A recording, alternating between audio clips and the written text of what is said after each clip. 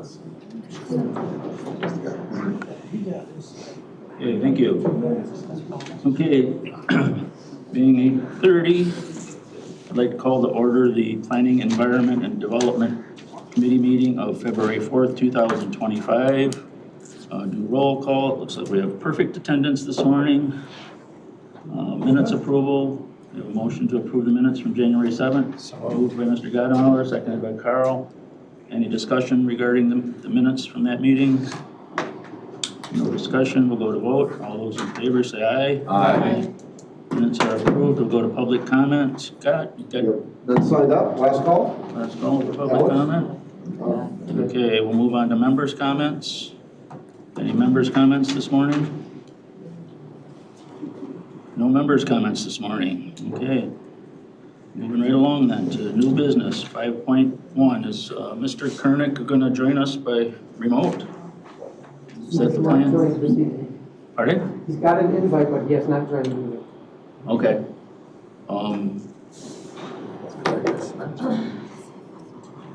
Let's give him a second. What else could we be doing here? We move down to the routine consent agenda. Is that what you're thinking or suggesting? Is that okay with everybody? We'll move down to the routine consent agenda. Who has anything to pull off the routine consent agenda this morning? This routine. I had 7.3. Pardon? 7.3. Only had a question. I move to approve 7.1 and 17. Motion to approve 7.1 and second 2. Seconded by Paul. Go to vote. Carolyn? Yes. Joe? Yes. Dina? Yes. Jim? Yes. Paul? Yes. Carl? Yes. I'll vote yes. 7.1 and 7.2 are I'll approved. move 7.3 for approval for discussion. Okay, Mr. Godenauer moves I'll 7.3 and Jim seconds it. Jim, your question, please? You know, when I was reading through it, I can't pull it up here, but I'll go from memory, so it's going to be a short question. But anyway, on the internship, when we talked about cost and everything for the internship, there was more in equipment than it was for the actual wages or anything, and I'm trying to figure out what is that equipment? Is that a laptop? Yes, that's top dollar at this point. So it's everything. So it'd be a whole workstation, laptop, docking station, monitors, keyboards, and mouse. And we don't have something like that we could use for an internship or have in the past? We don't have any right now, just because we are fully staffed. We have one vacancy right now, but we have a contract employee that's in there using that workstation, that laptop. So we should not have to use all of it. What we're shooting for is just the laptops themselves, which will drive that cost down to about half. So it's about, I think it's right around $1,900, $1,700 just for a laptop. And then we had 2 extras in our pool too, and we just had some issues with the keyboard went out, another thing went out. So the extras that we had actually from last year have been given to staff. So there's our 3 that we had last year, and then our contract employee. All right, so then you can, after the internship's over, if you have a second internship the next year, you already have the equipment. Yes, that would be the goal. Yeah, 100%. We'll be more protective That's all over my these question issues. was. Okay, anyone else have a question regarding that? Okay, no other questions. We'll go to vote on 7.3. Jim? Yes. Paul? Yes. Carl? Yes. Joe? Yes. Carolyn? Yes. Dina? Yes. And I'll vote yes. 7.3. Thank you. Anything on Mr. Kernick yet? No? Okay.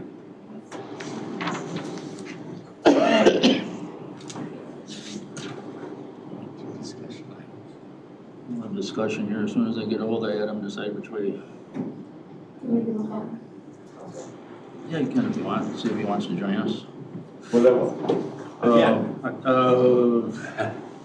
Well, Patty's not here for 8.1, so 8.2 will discuss discussion of the accessory structures. Yes. All right. But we're trying to call Mr. Kernick, so I might interrupt you if we get here. See how this All right. works. So we have We have an ongoing issue that's, This- yeah, yes, that we have docks on a channel. This was brought up last month, and I apologize, I didn't put those items on there. This was brought up last month as a discussion point. And I'll give you our situation where we're at right now. Is there were multiple lots that were subdivided X number of years ago, purchased by a different property owner, and those are the only lots, the ones on the river that were purchased. They're not associated with residences on the other side of the river. The property owners that purchased those lots, they're on the river, they put in a dock. We got a couple complaints about cars parking in the right of way. Hey, these folks don't live here, they're jumping their boat and they're out in the river. So when we looked into it, investigated it, we realized this dock, this one, and this one, and a couple of parcels, they didn't tie back to a principal structure. So when we look at the ordinances, they are an accessory structure without a principal structure.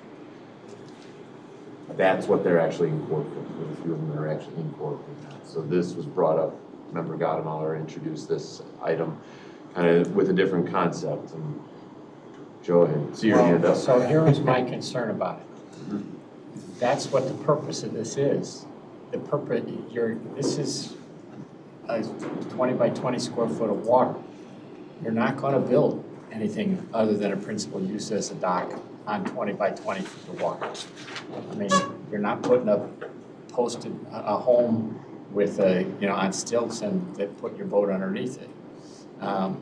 Whether we want to have these lots is one thing, but some of these were done without any usual routines, but some of these go back 50 years or 75 years.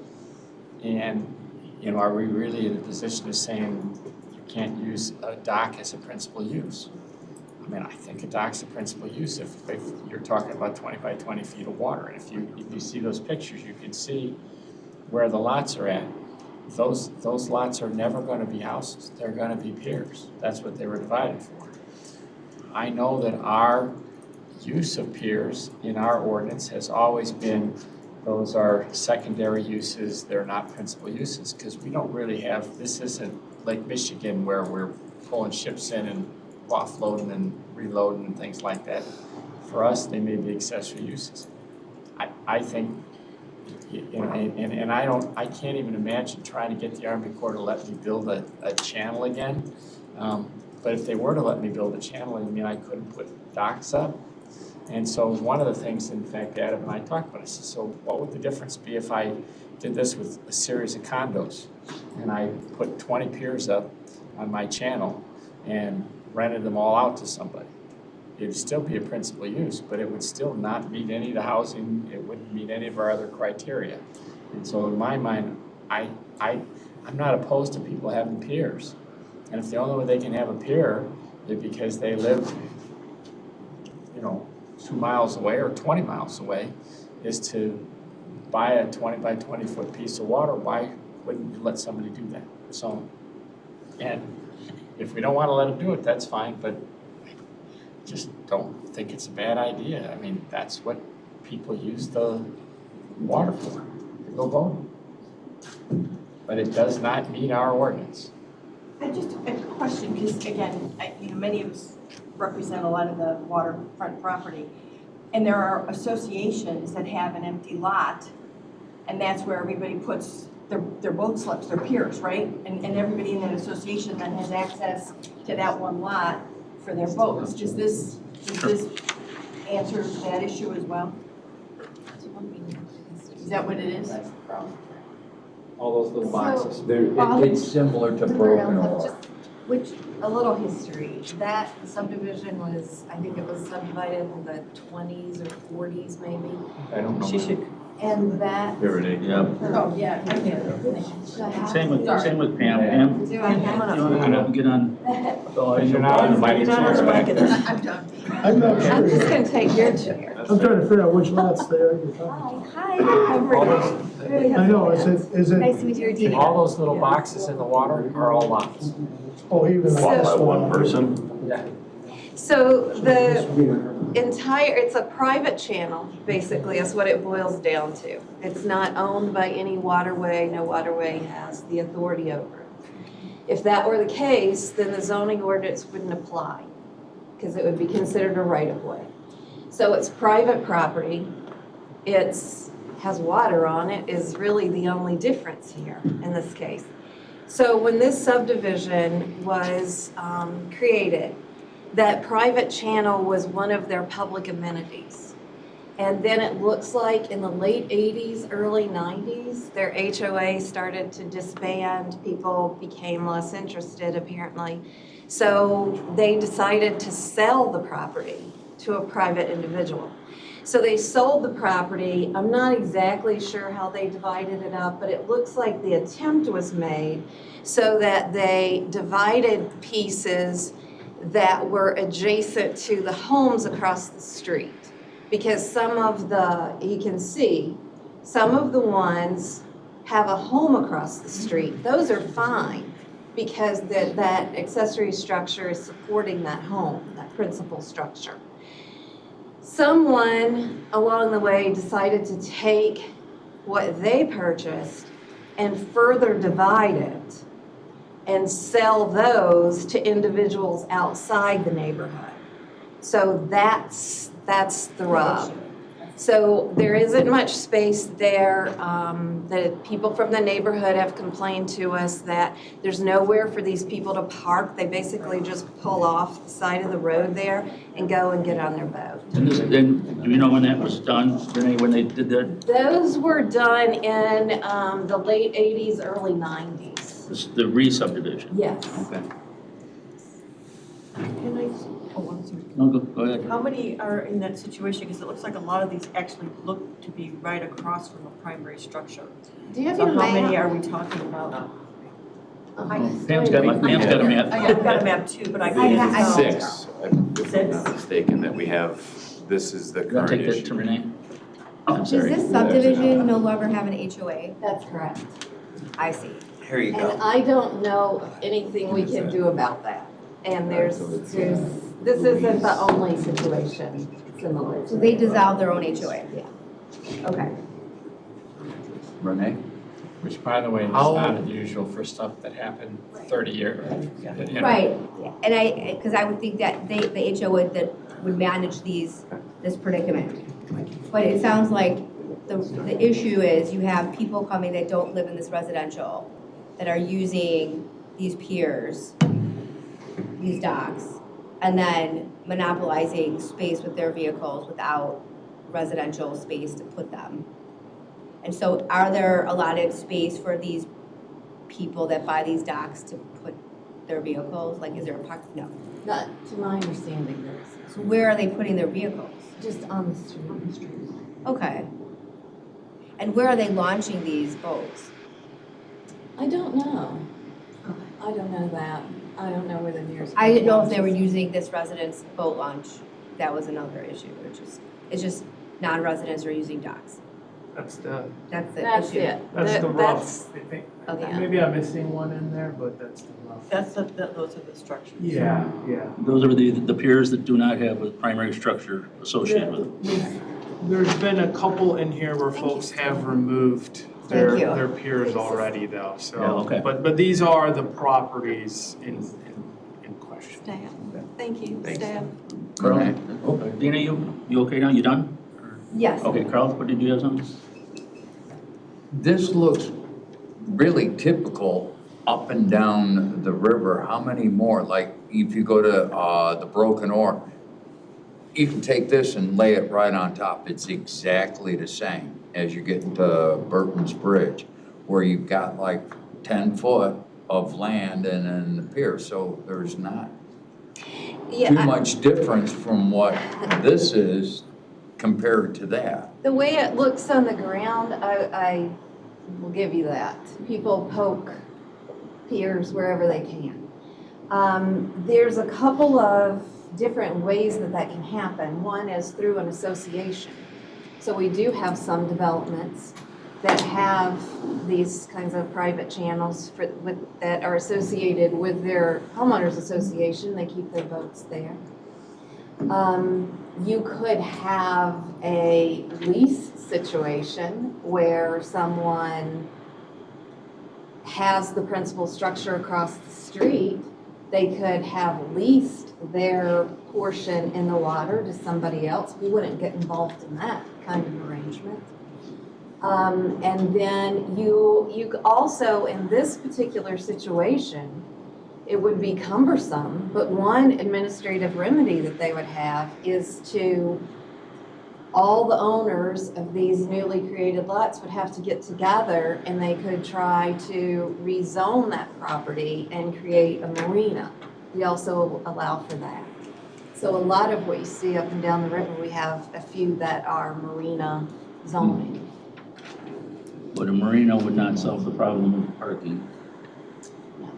They would need to, So would we allow them to, may call it a marina if they don't have accommodations? well, all for that parking? would have to be worked out as part of the zoning. Okay. We'd have to figure out a safe place for them to park and that sort of thing. But that's an option out there. Well, that's similar, you're going down the road to what Broken Oar did, is buying a couple of properties that were across the river to where the employees could park their cars that didn't tie up. But you also got to worry about the road getting blocked for emergency vehicles getting up and down. Yeah, there's a lot to consider, but there is a remedy for it that they could explore.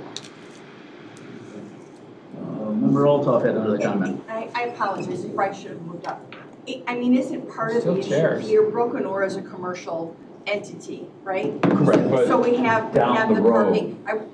But our issue here is it was someone who decided to make personal lots in a residential area that has caused other, ancillary issues, Yes. i.e. parking and emergency, right? Right. Different, okay, I got it. I was got just it. using that as a locate. I got it. But down the river, it's Just doing it for me exactly in the my same. head. Yeah.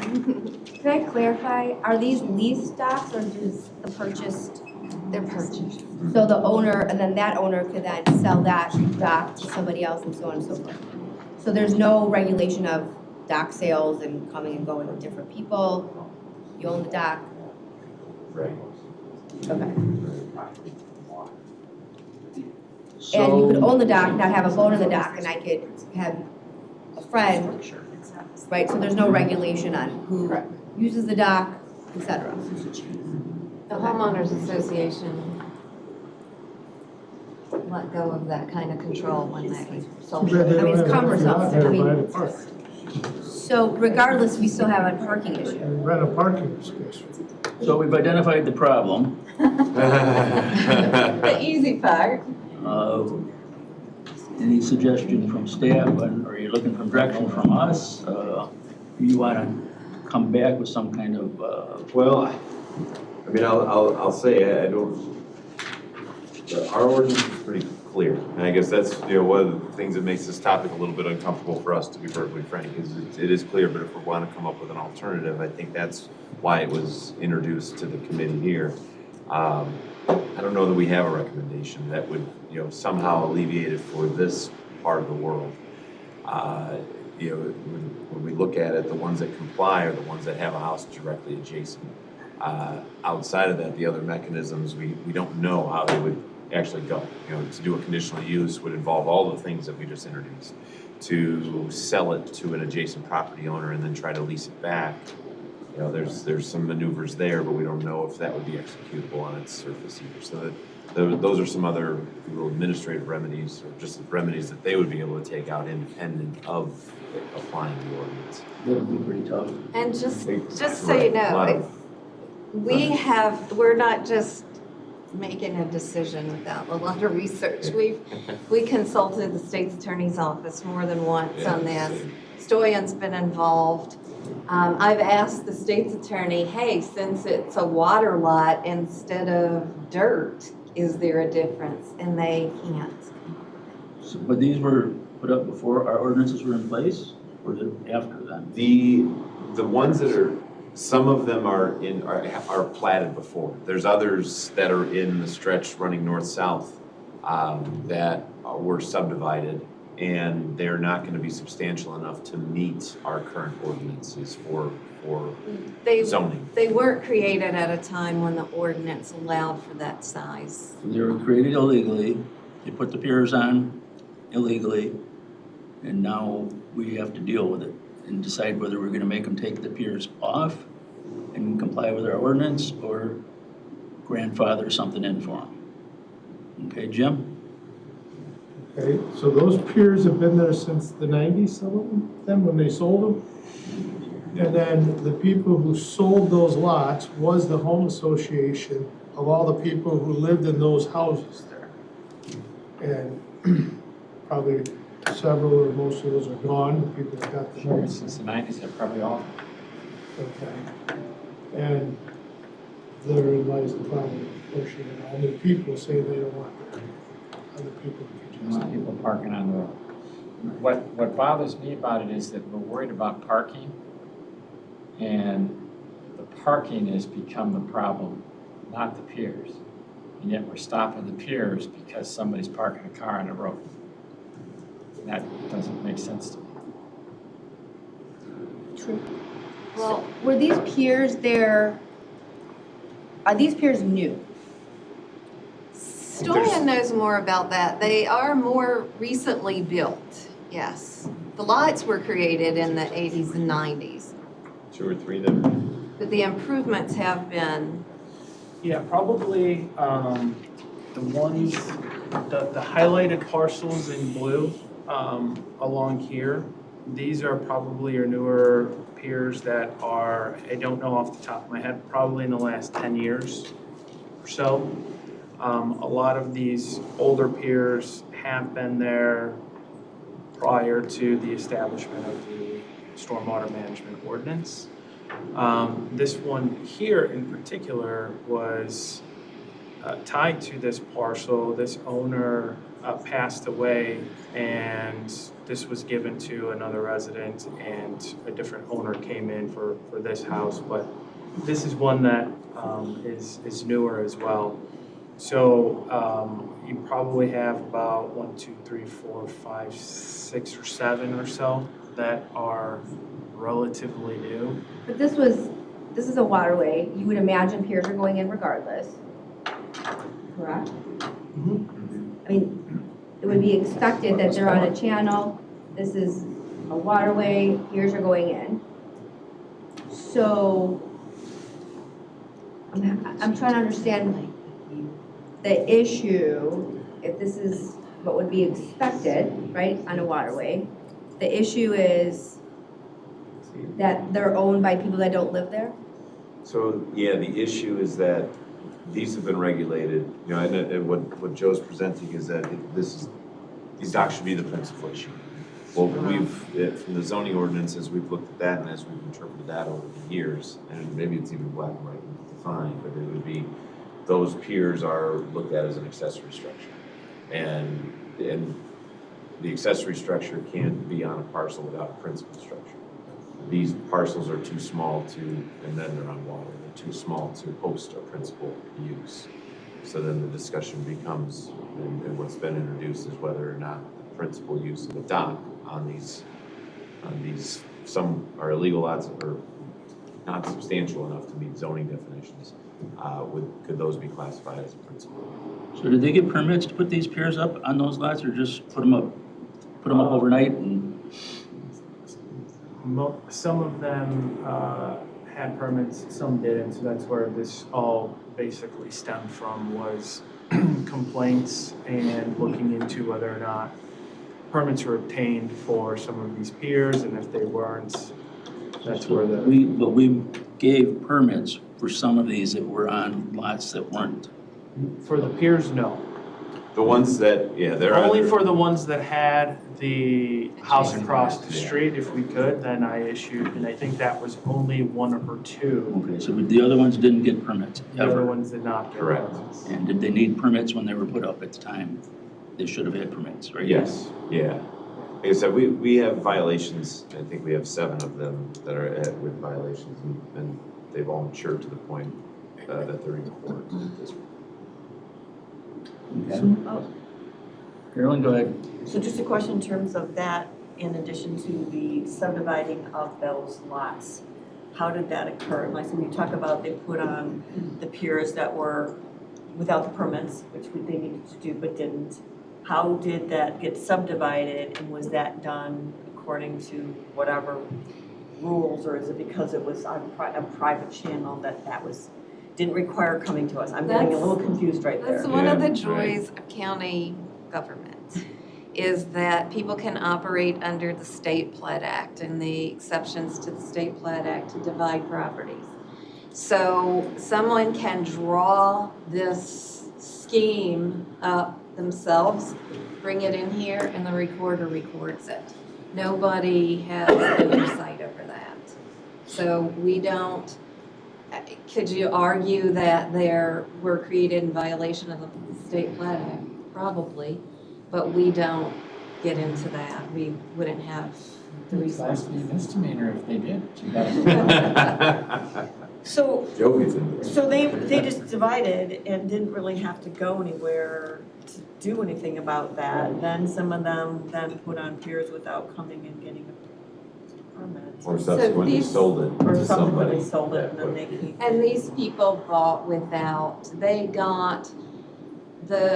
have like deeds. I noticed when I looked at them that nobody filled out a Plat Act exception form or anything that went with it. And these people didn't know better and they purchased them. So someone was selling snake oil and they bought some. Okay. And just to show you to confuse things, if somebody recorded a condominium plat, none of that would have mattered. They could have done the exact same thing and said, we're creating a condominium. They would have recorded one plat, one picture of it. The county wouldn't sign it. It's not up to the county to sign it. And they could have rented all these out, or I think one condo association could have done all these things. All these piers could be done by another way legally under our ordinance. These weren't. My bigger concern is, how do we want to regulate piers, or do we want to regulate piers because of a parking situation, or, how do we want to, we've done it now by saying, well, it's an accessory use, so you can't have it at all. But all I got to do is call myself a condominium, and now I can do it. So why doesn't who's in charge of that street, why don't they put up no parking signs? Done. I don't know one thing. I don't know who's in charge of the street. It's the township, we worked with them. Why wouldn't they put up no parking signs? Problem solved. Who's gonna We've had regulate that? conversations. Nobody's complaining about the cars in it. We've If they don't even- have a problem with the piers, what do we want So to get it's- into this problem for? Is it not the pier issue, it's just the parking issue? I'm trying to understand. Parking issues The what brought it people- to us. in the neighborhood Park probably aren't keen on having people there. I'm Next sure generation it will be. becomes a party. I'm a pontoon boat owner, I know what's up. I'm sure it becomes a party down there, and that's an issue too. So logistically, if the landowner that sold these piers had followed the process in which Joe stated, this would have been legit and no issue.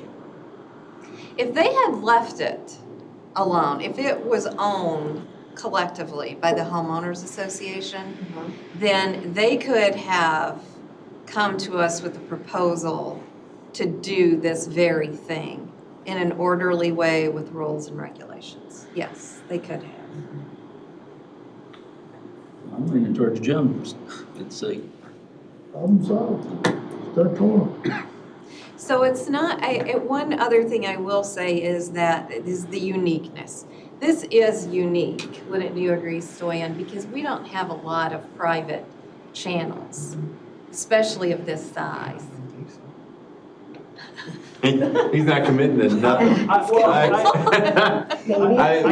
do Yeah. want to separate from a stormwater perspective, whether it's private or not, Army Corps and IDNR are still going to have jurisdiction. So stormwater still applies. So the whole private and thing from a stormwater perspective is a Is little different difficult than for zoning. me to say yes or no from that Correct. perspective because of the connection to the river. So that's why I'm not, I have a little bit of a different viewpoint on that than Renee would, looking at it from a That's pure true. UDO a light. That's true. If this were a public waterway, it would be considered a public right-of-way, and the UDO has no jurisdiction, so I would be out of the conversation.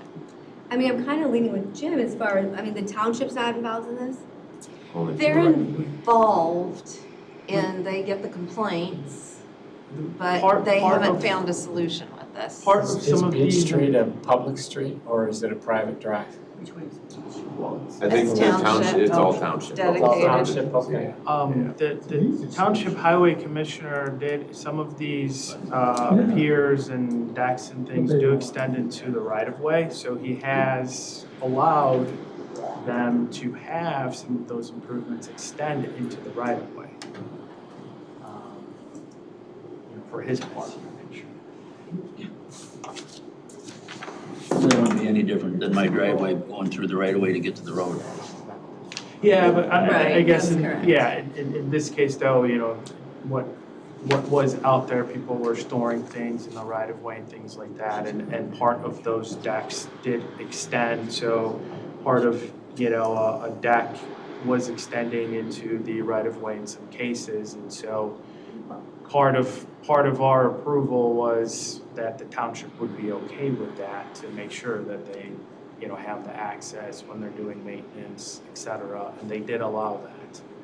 So they should be the ones that solve the parking problem. Done. Over with. That would resolve that issue. We would still have the zoning issue. I want to be mindful of that the zoning issue. we Still have violations and they're in Still have court. that violation. And they're in Tied court. to the primary. Just, When you say we, you're talking about county? correct. Okay. So the township doesn't have any issue with regards to the zoning, it comes to us? By allowing that, That's correct. that was our interpretation too, that they were okay with these things. They By have no allowing those ju- encroachments and allowing the improvements to. Have we ever been involved in something like docking like this before?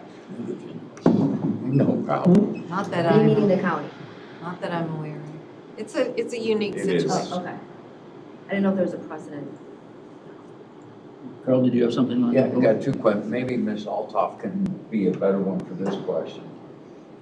Once upon a time, there, you know, be it on the chain or whatever, come the winter time, you were required to pull your piers out. That's why they were temporary. Did that ever change? Because now I do see permanent piers in that they do get permits for, but I thought at one time they were temporary. Fall, you gotta pull them out. I don't think that was consistent. I think that that's still the case. There are some temporary that have permission to be there during the season, Mhm. but not all year. Okay. And I think that has a lot to do with the winter drawdown. Right, and then plus the sledge. And the other question, when does a public waterway become a private waterway? Because that water is fed by the Fox River, which is state-owned and people-owned. Wouldn't that be considered, you know, somehow? Do you have somebody keeping a boat from going down there fishing? You know, that's a public it's- waterway where you could get busted for fishing without a license. Yeah, the public and private waterway doesn't really apply when it comes to the stormwater. So, and that's what Stoyan was indicating, that IDNR would still have jurisdiction over structures in the waterway because of the connectivity. But on zoning, because if it's a land use issue, now we're looking at the parcel itself. So Wonder Lake is another good example of that, where the property lines go into the lake. It's the bottom of the water, or the bottom of the lake bed, or the river bed. That's subject to the zoning. That was the first question that I asked the state's attorney, and we never got to the bottom of that, because you have the issue of riparian rights and all that sort of thing. So does this somehow fit into that? And we could call this a public waterway and say that the zoning ordinance has no jurisdiction. That was our first angle at it. Oh. And we just didn't get there. Good question. When did they dig this channel, do you know? I'm sorry? Do you remember, when did they actually dig this channel? I mean, it had to be a long time ago. Oh, it would have been, this subdivision is from the 20s or 30s, so it would have been So it was done then. before the Depression. Yeah, It's still there in So it 39. was never a public waterway, they created it. it was always, yeah, Man-made, private. a man-made channel. They That's the even- 1930 area, 1935. Oh, wow. or 39 aerials. Nobody's there. Okay. Maybe somebody's there. It's always interesting to go back to the 39 aerials. They're not very clear, but you do get an idea of. So we have in place ordinance that will keep anyone else from doing this and creating more problems, hopefully. Yeah, hopefully. They might do it, but yeah. Someone has to complain about it. So As with that. do we force the other people to take their piers down that put them up illegally? And Can we ask them to follow whatever protocol in a time frame so that they don't have to do that? Some of them, their problem has been is that they don't live near here. And so they can't comply with the ordinance because the ordinance says you can have this use if you live across the street or within so many feet, but they don't and they're not going to. And Does so, that so they're in, eliminate the they could ordinance? ask for a variation, I suppose, but I don't know what we would do. How about we Look at that grant a too. blanket Yeah, let's variation see. for this subdivision and call it a day? What's that? How about we call it a blanket variation for this and say no more? I don't know. that's something to think about. What would the Wonder Lake lots, what did they call it when we gave them, when the lots were too small? Heritage lots. Heritage lots, yeah, that's what's. Create an overlay district. I would suggest if we were gonna do anything, that would be the best way to do it because I could see a lot of unintended consequences coming if we try to make this right. When you say that, by having them take it out? Making this allowable. No, by making this You're allowable saying in the just go ordinance. back and do. It would, yeah, we would have to just do an overlay district and call it good. The ones that are there, heritage lots, don't get to put any more in.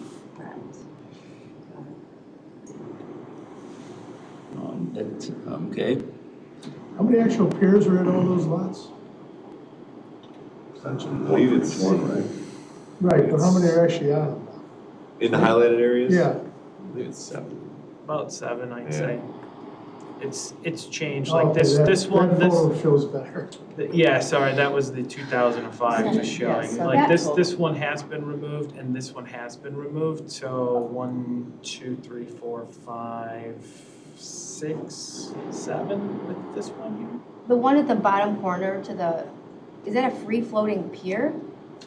To the right? to the- Here? No, down, over to the right, The one in that corner. down, way out in the corner. way in the corner, the very corner and go up, In the very, starting from the piers, go all the way down to that, Right, yeah. Keep the going down. Non-blue box. Right here? yep. What's that? It's just a free floating pier? No, this is just the there's an extra parcel in the middle of the This water. is how they, the Available parcel original, you can purchase. the original was an L like this and they just chopped them I up. was like, how you getting there? Swimming? Nah, I yeah. don't know. And one of these owners too, they had a Waiting. surveyor go out and put Waiting. stakes in the ground just to show because this pier here was from this owner. And so they've had a lot of issues with kind of where things have lined up. That's what, So yes, it is difficult to understand exactly where in the water these parcel lines are. So what have we worked with the idea that, you talk to the township again about the parking and how they feel like they can handle that. And we would work with the idea that they would be heritage lots and there would be no further lots allowed, but these would be left. And if the township can work out something with the parking, we would be moving towards getting the problem solved, right? And Yeah, I mean, it would. what kind of time frame are we working on? I mean, the court dates can be delayed, right? Or whatever. Yeah, we can always adjust that and make that work. I don't recall the next court date for these, but I think there's, Just passed. yeah. The last one was what, 2 weeks ago or something like No, this past week. Or was this past week? Coordinate that with the state's attorney's office, talk to the township about what they feel they can do about the parking problem, and research the idea of making these heritage lots. And each one of those parcels has a tax. May not be a big one, but No, that can't be much, but It's the one like, out in the middle of the water, Tax gotta bill. have a small one. I want to see the guy get to it. does that sound like a reasonable way to move forward? Sure. Anyone else input from the committee? I would do one other thing when you're doing it. Just look to see if we got any more channels. Like this. Sure. I mean, there's dozens, I know, there's a lot. dozens, right, yeah. Yeah, so we can there are. encompass it all if we have to. Fine, I mean, there's got to be another one besides this on that. Oh, I would, I don't know. I don't think there's ones where you have the property line where it's, the properties are actually extending into the water, but we can take a look. You have many that are homeowners associations. That one condo development down in Algonquin, they have a big one. But that was all done through PUD. If anybody came in today and wanted to do this, we would be more than happy to see that kind of development, but it would be a planned development. And they wouldn't be able to do this, to dissolve their partnership in it. So I'm just, when we create these heritage lots, I'd like to solve it for all the other ones at the same time. I don't want to do it every time somebody brings in a channel and we have this problem. You got fire lanes and everything else there.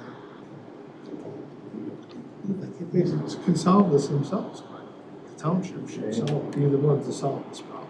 What do you think, team? We sort of got a path Sounds good to to me. work towards. You guys can bring it back next month and see if there's anything finalized on it from the township, the state's attorney's office, or yourselves. And This is a perfect time. This is not the township. There's currently a highway commissioner's race going on. It'll just be fine to be in the middle of election season. Okay, I'm sorry, Go ahead, Pam. Mr. Chair. go ahead. Would it also make sense to share this kind of information and what we're doing with the waterway? Just so that they're aware, and if they do have people who come in for peers votes, they're aware of what McHenry County's position is on things like this? they may be able to help with locating any more private Could we just make channels sure we too. do that as well, That's please? Joe, And make sure we're not violating any of Yeah, their. Fox Waterway. Fox Water Agency. Conversations with them. I mean, they're kind of above us, so they just I do Yeah. not come to us as they need, but informationally, yeah. they may be the ones that touch some of those boat owners, et cetera, first. It would be nice for them to be aware of any decisions you guys make.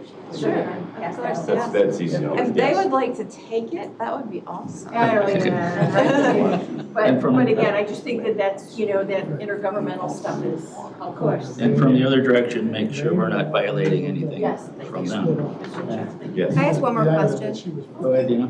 Are there opportunities for more piers to go in on the opposite side, the parallel side? Like along here and, Uh-huh.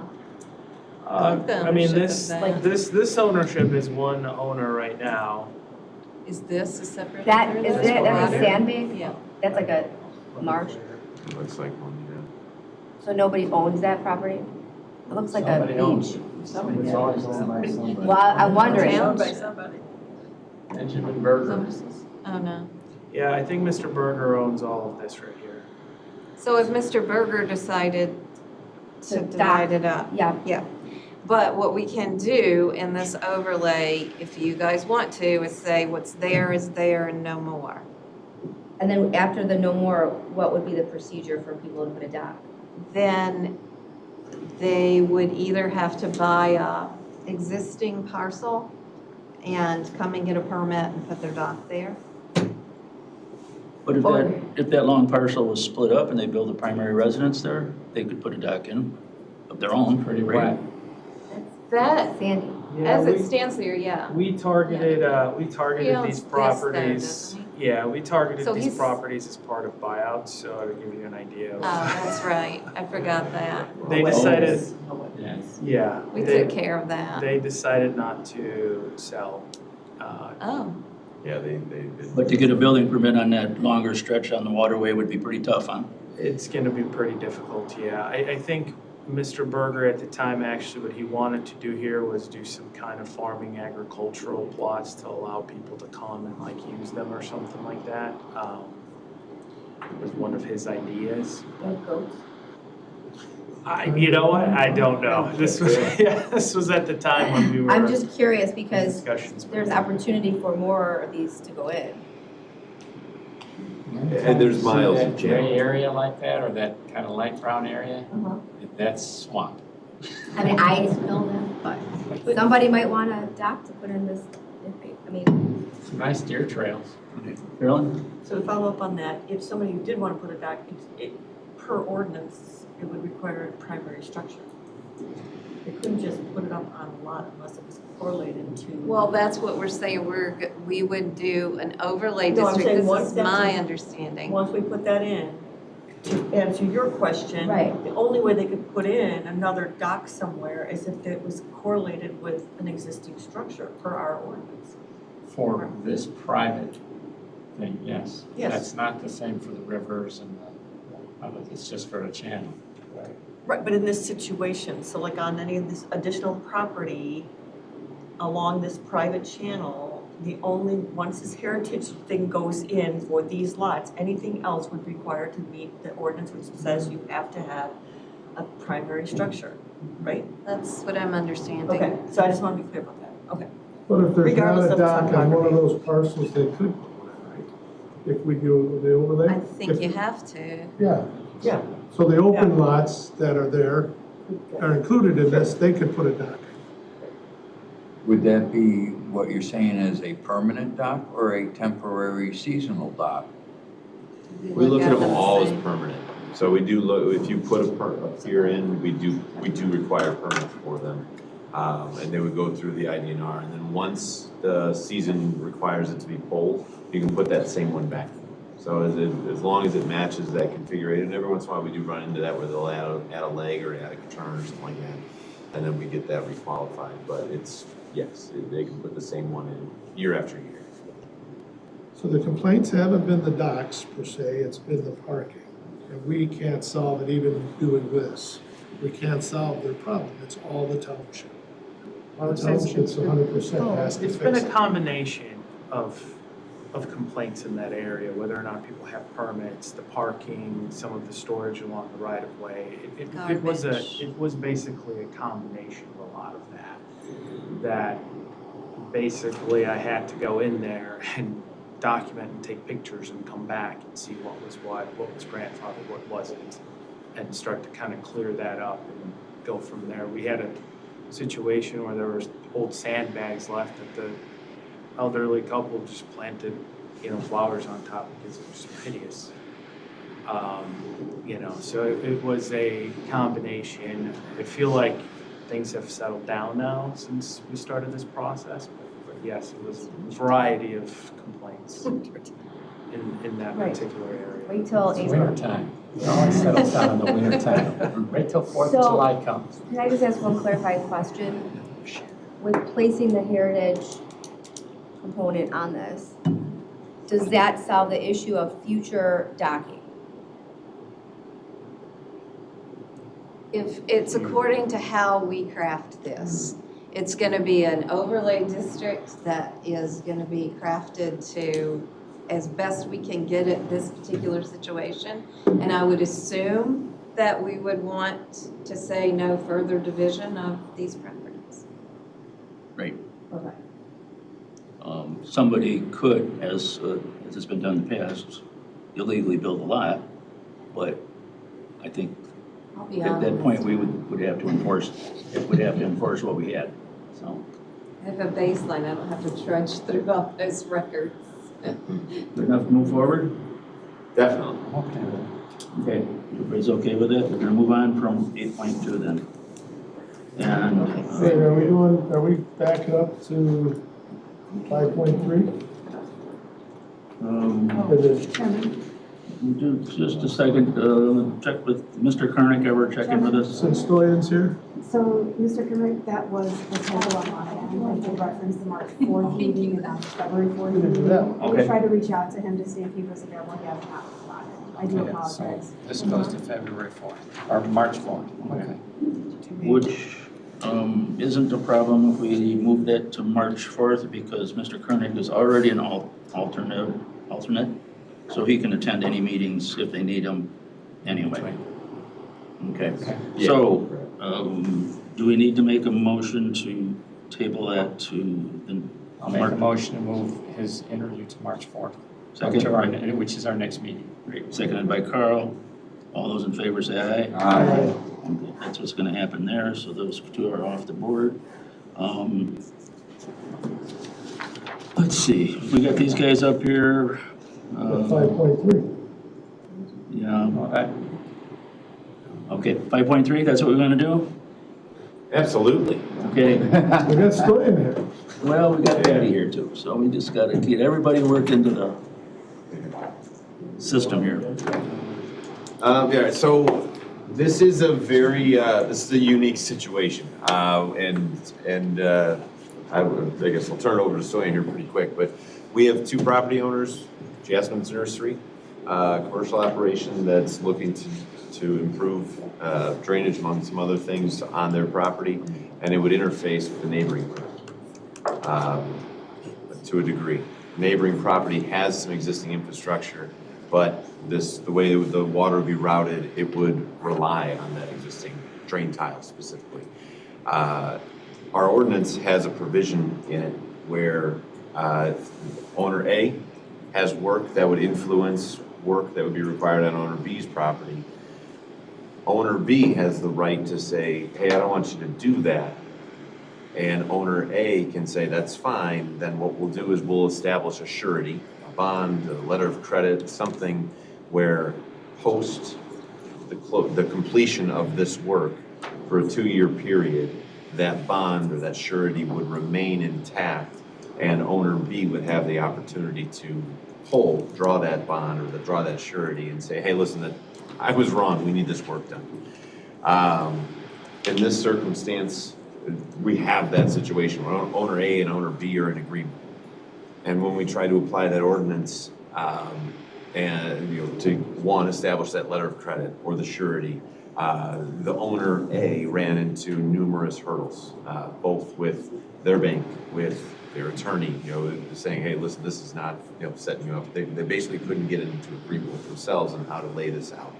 We had an estimate from an engineer to approximate the value of that work, which would give us that surety. The neighboring owner still in agreement, even wrote a release, hey, you don't have to do this work on the property. I'll turn it over to Stoyan, I think, to maybe, at this point, maybe to understand maybe more of the details of that work. Sure. But where it stalled out then was, hey, let's say it breaks down.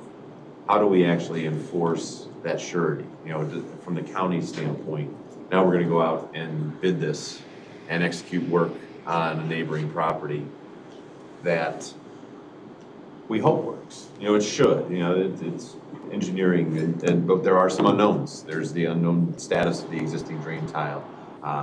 There's a situation with the easement as well. But I'll turn it over to Stoyan to dive into some of those details. Right, so the crux of this is a detention basin is required for the expansion work that Jasmine's Nursery is looking to do.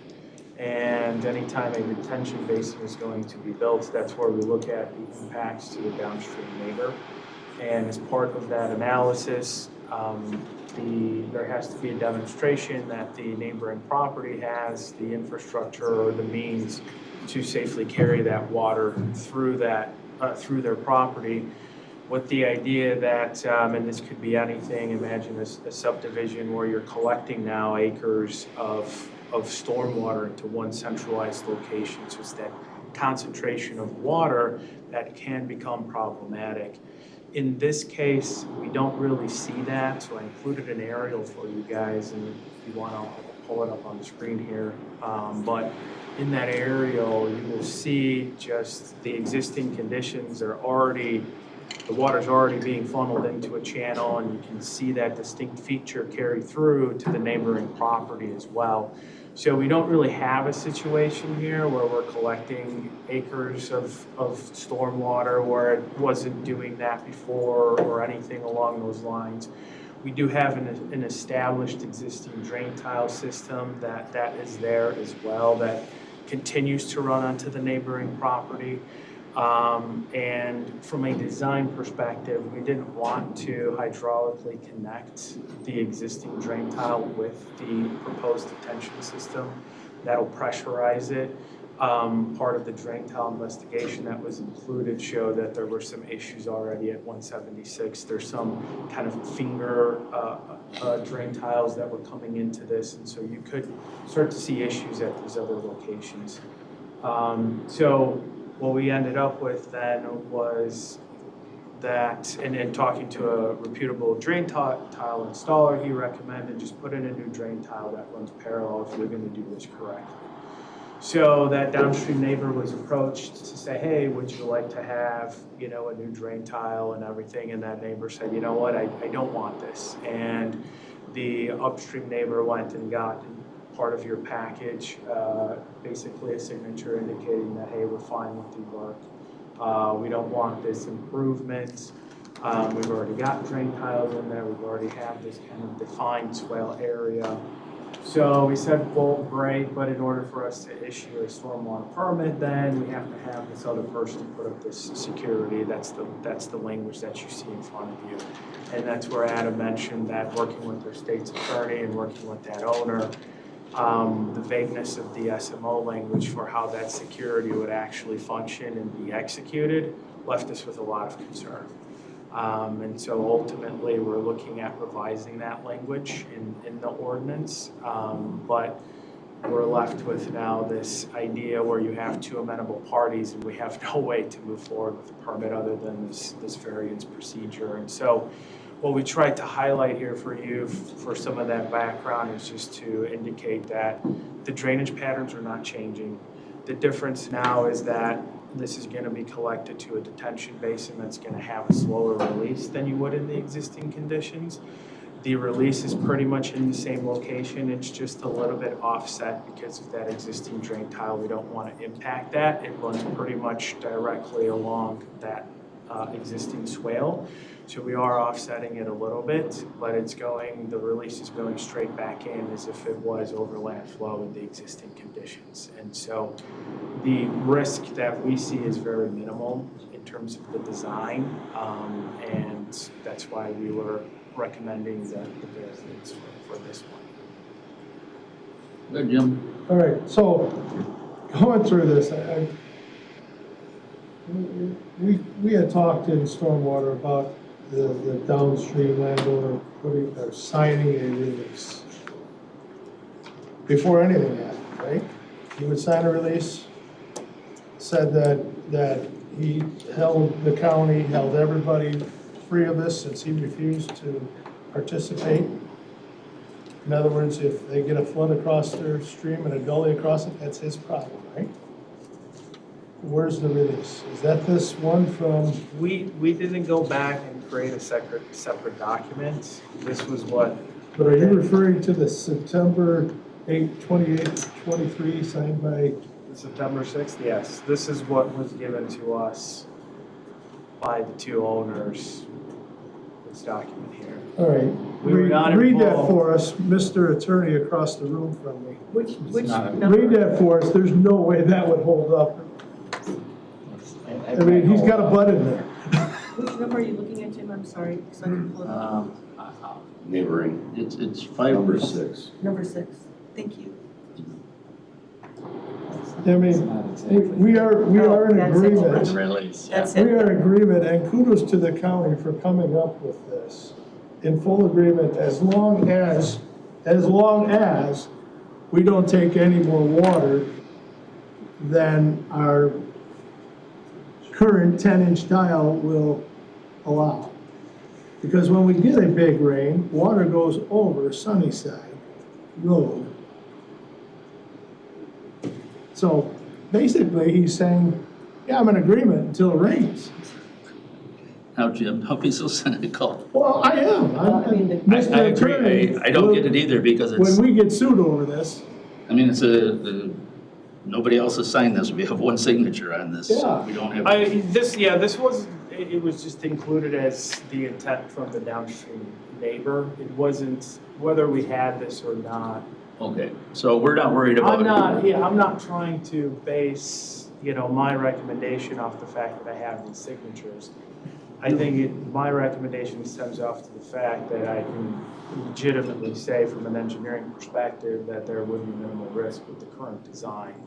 Now, his comments here on this particular, that he made, Sunnyside is on the west side, so if he's having issues on Sunnyside, that's, in my mind, a whole separate issue that he's bringing up. It's not necessarily related to what's happening along the border of him and the upstream neighbor. The upstream neighbor's water is coming to him anyway. It's going through that waterway. That's a natural waterway, and it's going to end up at Sunnyside Road. So you're recommending that we approve this variance, whether or not they would come to an agreement anyway. But it's nice that they came to an agreement. That's what it's there for. It's just indicating that it's nice that they had a conversation and this person is willing to move forward with it. The retention pond is slowing it down, so they're not gonna get, when that rainstorm hits the high peak, it's gonna be a little later. It's gonna lag, Yep. yeah. It actually should improve what's happening right now, and you're recommending that we approve this variance. Yep, okay, go ahead, Carolyn. Yeah. So what you're saying that it's separated, because now we're getting into territory I'm not completely understanding, but the swale itself will help contain that. But the existing drainage, the way it goes through, so that you're not putting pressure on that, you're doing a parallel? No, What are you that, talking about? if they wanted, if they wanted it, to. yes, if they wanted it. Part of the Yeah. original owner was on board with that idea, but we require that if they did that, they place it in an easement and give that other owner access if they need it, or if they sell the property down the line. They did not want to do that, and they didn't really want the improvements to begin with, and so that's where we ended up where we were at, where we were trying to, if we, in reality, if we felt confident with the execution of the security, then we wouldn't even be coming to this. We'd have them put up the 2-year security and we'd give them the permit to build it as is regardless. It's just our fear of executing that security is, and the lack of agreement and trying to bring everything together because the owner wants to pursue the security via a bond, where we're saying that's not really going to work in this situation, but the SMO doesn't specify, it just says security, and so there's been a lot of disagreements in trying to come together with this, but ultimately that's where we were at. We're trying to work out the security information so that if they posted that, then we would release the permit as is. In its current state, so. so part of the problem with this whole thing is the original intent of that section requirements wasn't for a parcel like this. The original intent of this was the subdivisions and the major disturbances that create in, and they used to tie into the field tile that didn't have the capacity, and that would blow out all the tiles all the way down.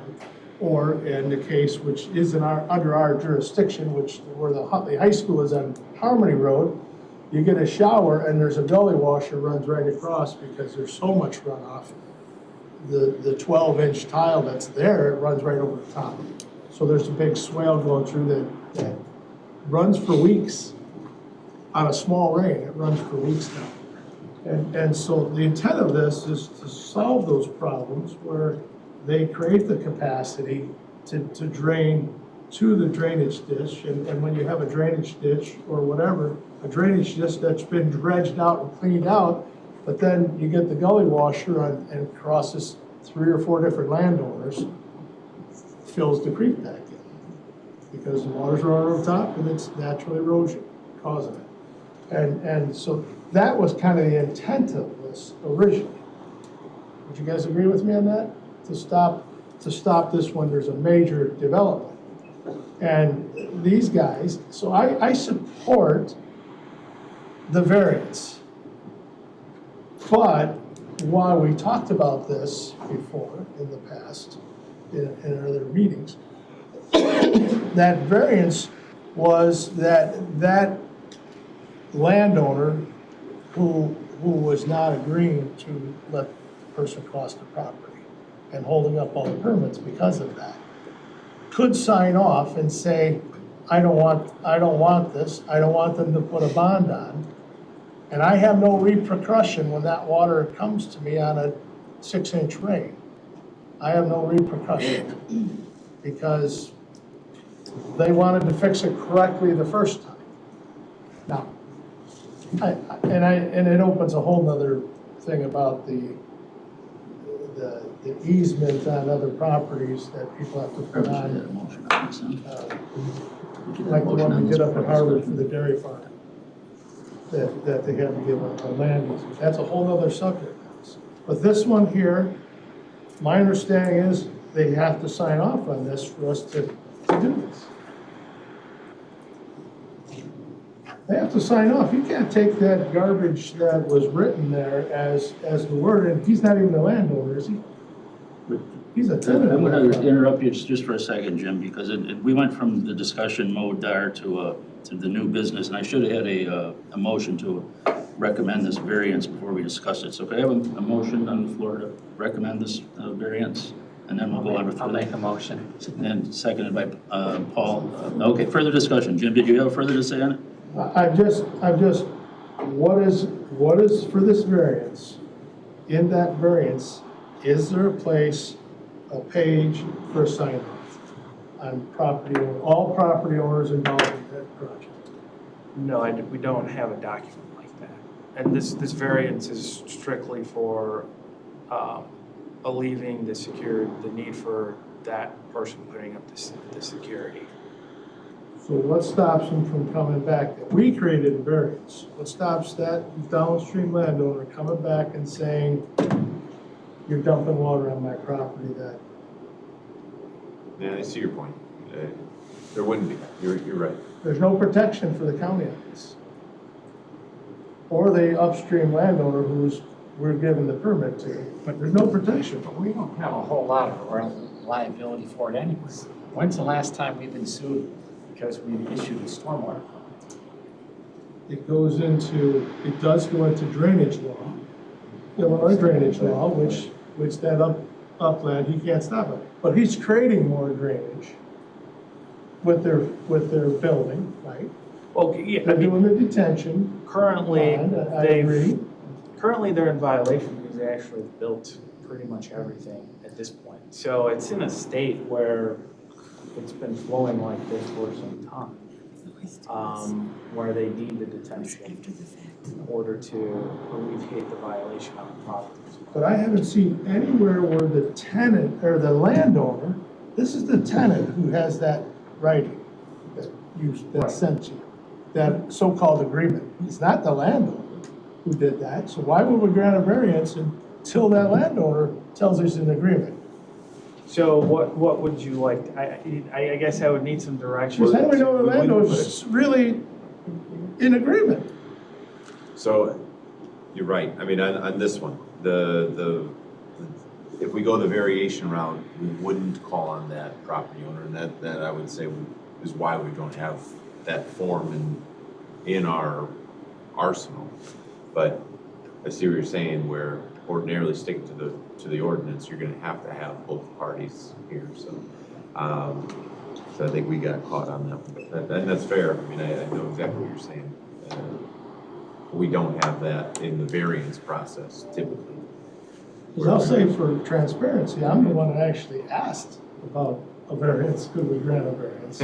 But I was under the understanding that that landowner would be a participant in that, granted of that variance. So the guy's keys rent the I property? propose an amendment to my motion that says we'll grant the variance upon the receipt of the release from the landowner. I can accept that then, Seconded by Jim? yes. Okay. Any discussion regarding that matter? And I would like to hear staff's opinion on that. That's. Yeah. Go ahead, and you start with the technical side of it. Well, I guess from that release, I would say that's the point of the variance. If we're gonna go ask the downstream owner for a waiver, then I don't see why I would bring it in for a variance if they're gonna waive that through a legal document. That's my only, why we didn't do that. This was just kind of included in there as, part of the story, if you will, of how we got to where we got to. We have to cover our behinds all the way around. Well, I'll take the next part of that conversation at SMC did talk about just that maybe when we look ahead and we look at text amendments for the SMO, that it would incorporate language where the surety be required unless there is a waiver from the downstream property owner. So it's almost satisfying exactly where we would be projecting. So what if we go to this downstream landowner and he says no? Then where are we at? And we're looking at the surety. We're looking at the surety, which we have. Which is an issue because we don't really have a process to make that work or enforce it. Right, Correct. the surety would be granted to me as the enforcement officer, but we don't act, the county doesn't do any of the work, we're not subject to any of the work, but the language indicates that I have to release it. So it could be done. State's attorney is saying, State's attorney doesn't like it. okay, do we care? From an execution. They're just concerned We gotta that do if something. if we I mean, move forward, are we gonna be able to execute it, or because of the vagueness of this, is the bank or this bond company gonna be able to get out of it? And now we're in a situation where the neighbor does the improvements, but we can't actually get them the money. And that's the crux of the state's attorney's concern, is that there's too many outs. Okay. So if there's too many outs with the surety, and if I was a downstream landowner, I would say no. And I just don't, that would be something I wouldn't do just because I think my attorney would tell me to say no. So if we can't use the surety with the blessing of the state's attorney's office, we're back to granting a variance or not granting a variance. Whether the downstream landowner likes it or not. So it's still upon us to either make a decision about a variance. We have staff recommending that it's the right thing to do. So I don't see that we can, on every one of these, go to the downstream landowner and not grant a variance or try to work through the surety thing because they said no. I mean, I think 90% of the time you'd get a no. Can I ask a question? Sure. Does the variance become negated if the landowner says no? Well, if you're making it a condition of us getting signature from them and they say no, then I would say yes. So then, Does the state's attorney agree with that? For a variance? Yeah. Yes. but does that become moot if they refuse to sign? Based on the motion that's up right now, it would. Then what? Then we would be trying to figure out best worst case scenario for executing the surety. Do we want to move forward with this as moved and amended? Go ahead, Carolyn. Just one clarification, I'm sorry, because you asked the question. So the state's attorney is okay with the variance without the, with or without the landowner's approval? Because I think that just came up. So was the state's attorney okay with the variance without? We never discussed it in that specific language that we're gonna do the variance but require signature. They're okay with the variance, They're okay yes. with the variance. Adding the signature, that would add more surety, on their end, so I would say they are. Yes. So as amended, we recommend the variance with the downstream landowner's waiver. And if he says no, you'll come back to us and see if we're gonna grant the waiver anyway, grant the variance Talk anyway. about it again. That's, I mean, is that where We'd we're like at? to see it back. We will bring it back. I mean, Well, if it doesn't get issued, we'd like to know what. yeah, right. I mean, that would be the status. Yeah. In essence, as we're holding up these folks' permits for, since when? Last year, July. And the idea of getting that variance here was so that they can move forward with their building season, so they don't lose their building season. Well, 30 days should be enough. 30 days should be. Okay, Paul, go ahead. With the detention pond, is this taking into effect of what they're they're adding to their building, if you will? Isn't that the volume that for the impervious? yes, it detains that So they're part. gonna hold that, so as they're adding to this property, they're holding that impervious area, which is not necessarily gonna add to the volume, because they're detaining it, or retaining it, however you wanna look at it. So Right. how is it a burden on the system at Well, the and I time think- of a rainfall or something like that? And I think that's the point being made and why staff is recommending the variance, that it isn't any different than what they have right Yeah, now. it doesn't make it, they got, as long as the volume is correct. But I mean, just It's from, on, that's gonna get shot, that's gonna get the volume. yeah, the history on it a little bit, Paul, is that we've granted these variances and then something goes wrong or they change something on the property and now all of a sudden the downstream guy is getting bombed. So it's sort of we're trying to cover ourselves kind of deal on this as best we can. And that's why Jim's saying we should get something from the downstream owner on this. The person that sent the letter, just as part of the story, is Mr. Gieske, and he rents the property, farms it, I That's my presume. understanding, he wasn't the owner. I never inquired. Okay. I never really treated this as. Yeah, I get it. Just, again, part of the story. I know the Gieskes run a lot of property, farm a huge amount of property in the area, so that's more than likely According rented. to our book, it's owned by Freedom Lane LLC. He is one of the owners of Freedom Lane. All right. So then he should have a problem signing that waiver. Not sure. So let's get it done then. Okay. Waiver? If he says no to the waiver, bring it back to us, then we'll decide on whether we would recommend the variance without the waiver. Perfect. So, we have the amended motion on the floor that is gonna require the waiver from the downstream owner, which appears to be Mr. Gieske with whatever LLC it was, which unless there's further discussion, we're gonna vote on that right now. Okay, we're gonna go to vote. Joe? Yes. Carolyn? Yes. Carol? Yes. Paul? Yes. Jim? Yes. Dina? Yes. And I'll vote yes. Thank you, gentlemen. Thank you. Good luck. Appreciate it. Thank you. Thank you. Okay, I've got so much scribbled on my agenda here, I can't tell, but I think I'm down to 8-1 with Patty in full.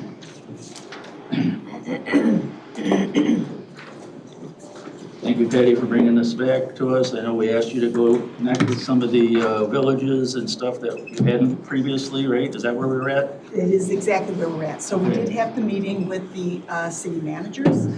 We did present the information to them. I did not personally receive any comments at the meeting or after the meeting. So if there were any comments provided, they would have maybe come to you instead. Okay. So where we're left, just as a quick recap, we have met with the city planning group. We did a survey of the municipalities, and then we met with the city managers. We've gotten really very little response on any of that. Okay. So we're back to making the recommendation.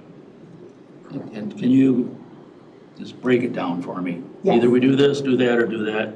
I'm getting a little brain tired No. this morning. Fully understand. So, I mean, last time Mr. Gottemuller asked me, what is my recommendation, right, or what we'd like to see. So I did go back and think, quite a bit about that. And I think one of the things is that we want to ensure that there is some type of oversight for all of them, right? So if it's a municipality, it's a municipality. And if it's the county, it's the county.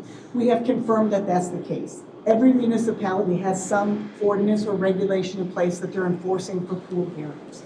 The conflict is strictly that some of them do allow for the pool covers that the county ordinance does not. So I could bring back an ordinance amendment that would defer pool barriers within unincorporated areas to that jurisdiction individually. I've talked to Adam extensively about it, so then the health department would still work on those variances and exemptions, which is that cycling number down that met the distance or the construction criteria for those. And then the last thing would be is, what would we do if there's a barrier that's unincorporated that deteriorates and no longer is, adequate? And so Adam and I just have to work out, who would follow up on that, but we have the ability to do so. Okay. So in a nutshell, my recommendation would be that I bring back an ordinance proposal to defer the municipal responsibilities for pool barriers to those municipal entities. And then Adam and I would, split the responsibilities that we have for the unincorporated pool barriers from McHenry County. I think that's a great recommendation. Any other committee members have? I agree with you completely, yeah. Yeah, that's fine. I had just one, what do you define as a pool of water? Like, Yes. we have retention areas, we have lakes, we have ponds, we have streams.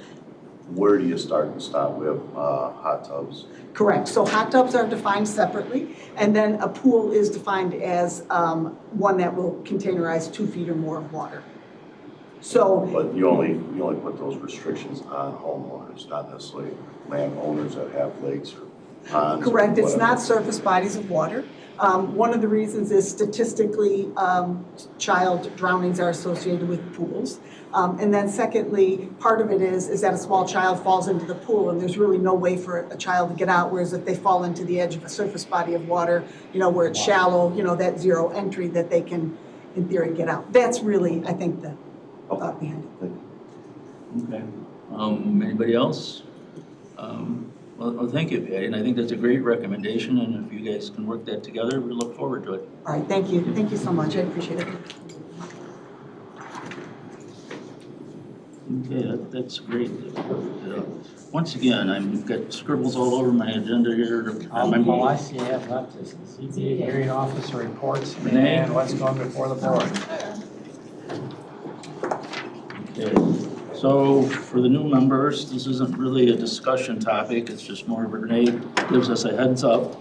If there's anything that we need to be researching further or looking into on our own, or calling me or another member, or calling Renee or Adam to get more details for yourselves.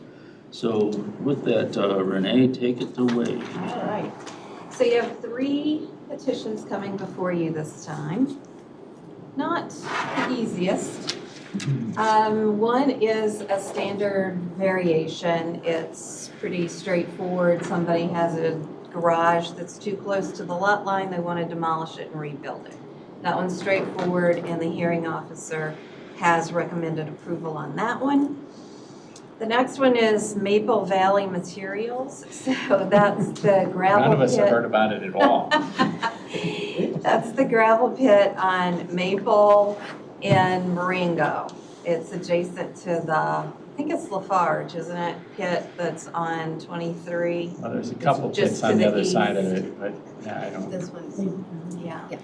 So that gravel pit was back in the 90s. They came the first time. It was denied. Then in 2003, the gravel pit was approved. And as you know, we put a 10-year time limit on all their gravel pits. So they had to come back in 2013 for a renewal. They got that renewal. They came back in 2023 now for their second renewal, and then they've added the request of establishing a concrete batch plant also on the property. I hate to interrupt, but since the zoning board split it and split their vote, is it going to come to the county board automatically split, or we need to make? That's a question I have for you. We normally, we just put it all together because it has to be written in the affirmative. So normally you would get it the same way as it comes to us in a petition. And then like the ZBA, you can separate it. Okay. If you don't want to do that though, there's nothing stopping us from writing two separate ordinances. So, That's up to you. yeah, okay, so as long as we're into this part of the discussion, I'm gonna put my opinion out there that I would like to see it split personally. I don't know what anybody else feels about that. But that's gonna take a motion on the floor, and I've got an obligation to be in New York that week. So I'm not gonna be here. So as Vice Chair, Carolyn, if you wanna do that, I mean, if it. Question, Mhm. just to get an idea, what you're saying is this whole packet could go to the board with the batch plant and the gravel pit, and we will vote yay or nay. Or you could chop it in half, here's the gravel pit and here's the cement thing. You vote on this and then you vote on that. Yep. I think And, that's a better way to go. well, and that's what I think, and we can talk about that part of it. It's not, we're not You getting can't into this. actually make that decision here. This is not, the decision gets made at the county board and committee hall. But I think that we can get a recommendation from this committee, and it'll guide Carolyn on whether she does it or not, I think. I concur, the zoning board split it, so I want to follow that. So do you want us to prepare two ordinances in your packet? Yes, please. That's would be my thought. You guys agree on the split too, right? I'd rather see it small. Yeah. So, yeah, if you could bring it, so when it's there, it's in front of all the board members to vote separately on it. Got it. So the one for the gravel pit renewal, that one came with a positive recommendation, unanimous with the zoning board. The batch plant was a little trickier. There was a good bit of opposition that came to the hearing, and the zoning board of appeals voted 3 in favor, 4 against recommending the batch plant. The way the zoning board rules work, they have to have 5 votes, either for or against, in order to officially make a recommendation. So because they didn't get that, there's no recommendation from the ZBA for you guys to consider. In other words, folks, it's as if they didn't vote at all. It's because they didn't get 5 either direction. We get to start from scratch. So I made a statement to a member earlier in the week, and I just want to confirm whether I was correct or not. But if to pass this, they should be meeting all the standards, each and every one. And if they don't meet one standard, then you have an opportunity to vote no or a reason to vote no. Correct. And it only needs one. Right? Correct. Okay. Correct. And the reason, is a standard, not that you just don't like them. The state's attorney's office recommends that when we are going to vote no, that we would state the standard that we don't feel it meets. And obviously the ZBA with the 3-4 part on the batch plant had issues themselves with defining whether it did or not. Yes. Okay. So if the ZBA is doing their job, you can find those in the transcript, and they do their job. I'm not bailing on this vote. I made a commitment in November to go to New York because that's where my daughter's moving back from Australia. I got to take her winter crap there. It's been summer in Australia. Can I ask a question? Since this was split at the zoning board, are there any amendments on the batch plant? Yes, so what the zoning board did, what they typically do, is they still go through, if they're gonna recommend denial, they'll still go through the conditions to make sure that they're recommending adequate conditions for you guys. So if you were to decide to approve the batch plant, then you would also approve the conditions. And you can find those conditions in the transcript? They're in the transcript, they're also will be in the ordinance as well. Okay. And if it gets split, I would recommend doing the gravel pit first, because it would be not saying how this vote's gonna go. You wouldn't want to approve the batch plant and then not the gravel. Gravel first. The other thing, that this is a conditional use permit, and the other thing for voting purposes that you should know is that the state statute that we basically follow in our UDO ordinance gives supermajority votes to variances and to zoning changes, not conditional use permits. Conditional use permits are a simple majority because that's what the state statute says. It has nothing to do with what we want to do one way or the other. That's what the state statute says. So a simple majority would win on this no matter which way it went. Even though the ZBA didn't approve it, that doesn't matter. Of the people in attendance. Other people, a majority of the people in attendance. Attendance, so Yeah, so may be in there or not, wouldn't matter. For it this shouldn't vote. make any difference. So go ahead, Paul. So, there's some standards that have been just brought, I don't think they're in writing, if you will, but there's like 9 standards that, local gravel owners have come to agreement as far as, berms, the way that they maintain their properties, things like that. We're talking apples and oranges. Okay, so, Right, in the county's Unified Development Ordinance, there are a series of standards for zoning changes, for conditional use permits, for whatever.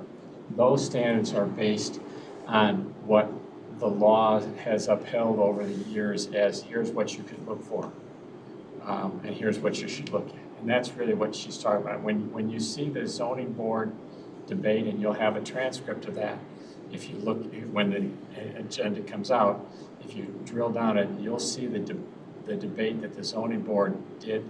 They will talk about the standards we're supposed to follow in that. That's probably the best place to look for what the zoning board found. Right? But that's not, gravel pit has, and if you look at the conditional use, there's a series of things that we want to see gravel pits do. But those aren't necessarily the standards. Everybody, they can all do those things, but whether they have a monitoring well or not doesn't necessarily mean whether they meet the zoning conditions. just stick with facts. So It could be one of the conditions that they it have could an be one of the 8-foot berm instead conditions, of a but 6-foot berm. but it's Yeah. not necessarily a one of the zoning conditions that you're looking for. It can't be modified on the floor though, right? We've always had this argument on the floor. You can We have to modify, send it back, you can right? modify the conditions that involve with the pit, but we're using conditions in 2 separate ways here. That's the issue. So if somebody said, I'll approve this, but I want, and I'm using groundwater monitoring because I've seen that in a dozen of these. I want to see groundwater monitoring, in this area, and they're not doing it here. Fix that and then move it forward. That does come up occasionally, but when you're deciding your vote, that may be a condition you want to see on this particular pit, but it's not a condition It's not the standard. that's the standards for what gives us the authority to decide where the pit goes. Understood, thank you. So to Go ahead, Carolyn. follow up on that, maybe sending out that, because you guys didn't have the standards in a separate document. If everyone just got that and didn't have to go through, you're gonna see it anyway in there, but just having, I know you guys have done The something. standards are always in our staff report. So when Right. someone applies for zoning, we have that list of standards and we put it on them. Here, fill this out, tell us how this works. That's in the staff report. And then there's always just, if there's any additional standards or whatever, it's always in the staff report. We had, when you. I made Yes. that other list. Oh, you'll send it out, okay, because I'll- we have a list that will show you, that'll be very easy, it comes, get it in your inbox, and then, I think you even have information about simple majority, whatever. I just think that's easier, but you're right, as you're reading through, but it's a No, nice we tool. did that years ago, Yeah. and I'm sure I still have it sitting Okay. in my drawer in the office someplace, and I'll try to get that. That'd be to great. you. Okay. Okay, Renee, we got one more. Okay, one more, another exciting one. It is it's an old farmstead that someone has set up their off-site services business, their gutter business in. The property is zoned A2, so they need to rezone from A2 to B1 and also get a conditional use to have this off-site services business. A lot of opposition against it. The neighbors were not happy about the potential of this business operating in the middle of ag and residential areas. So it has a recommendation for denial unanimously from the Zoning Board of Appeals. So this will need to be That pulled. won't be on- That won't be on a consent agenda. It'll be on the It'll regular. be on the regular. And that one will need a super, because of It's a It's a zoning. the zoning zoning change. change. And that's gonna be where it's awkward to make a motion for it and then ask people to vote against it. Because it's always written in the affirmative. So what Say we, that again? it's always written in the affirmative. So what we see in front of us is gonna say, yes, give them the petition.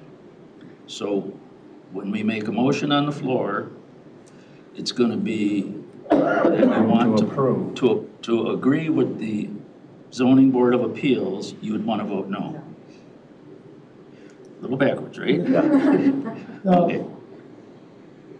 Good, good, Jim. all right. You've been looking at it. I'm ready.